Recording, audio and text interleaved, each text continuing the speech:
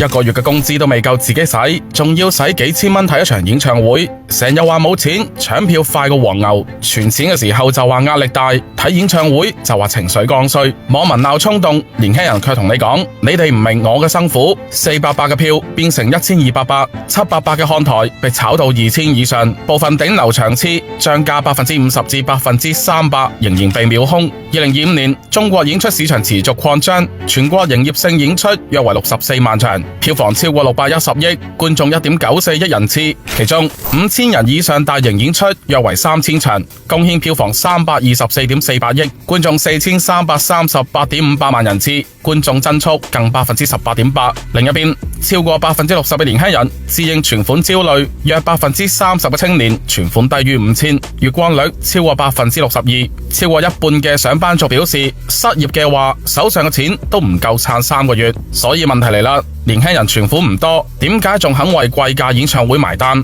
以下3個故事你聽完可能會明白，佢哋買嘅唔係票，而係喘息機會。學生哥用半個月生活費換一晚快樂，讀書壓力大到爆，開學就考試，考完試又有壓力，平時食飯開源節流，一碗雲吞麵都要計住嚟食，但去到體育館嘅嗰一刻，幾千人甚至1萬人一齊唱一齊喊，第一次覺得自己唔孤單。佢講嘅唔係演唱會，係青春。月收入700千嘅上班族，房租就唔見2000，每個月嘅支出算到精死。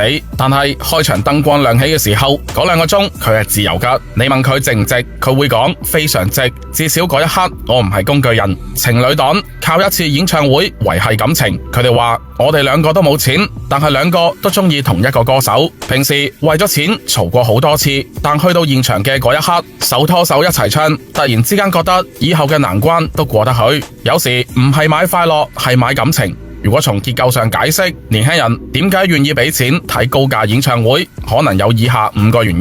第一，演唱會可能係最可控嘅奢侈，買樓唔敢諗，買車唔敢諗，但一張幾百甚至1000嘅票，雖然痛，但係負擔得起。喺巨型支出睇到絕望嘅時代，年輕人只能夠選擇願意承受嘅快樂。第二，即時快樂戰勝存錢焦慮。以前講延遲滿足，依家講即時治愈。人生有太多嘅不確定性，工資太唔穩定，加班太常態，好多年輕人嘅心態變成未來未必會有，但係今晚一定要活過去。第三，情緒出口減少，演唱會變成剛需。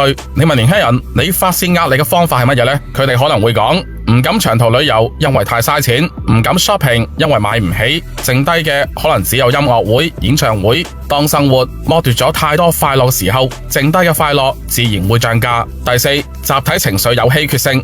演唱會大場嗌，唱嘅唔止係歌詞，唱嘅仲係我仲夠膽期待人生。呢一種力量，全世界只喺現場有，物以稀為貴，情緒都係一樣噶。第五，為中意埋單係最後嘅浪漫。你唔會為一個唔重要嘅人買貴價票，你買嘅係因為你真心中意。為中意付出係人性最溫柔嘅堅持。無論經濟如何差，人始終會為愛埋單，包括對歌、對回憶、對青春、對自己。幾年前，大家以為年輕人唔想努力、唔想消費、唔想承擔，但其實現代年輕人只係被生活壓到透不過氣，但仲願意為一點點光埋單。呢一張飛唔係消費，係佢哋對生活嘅一次小小反抗，亦係對自己嘅一次溫柔補償，對世界嘅一次繼續相信。當年輕人仲願意為快樂埋單，為快樂排隊，說明佢哋仲願意認真活落去。唔知大家又點睇？歡迎留言俾我。本期節目講到呢一度，我哋下期再見啦。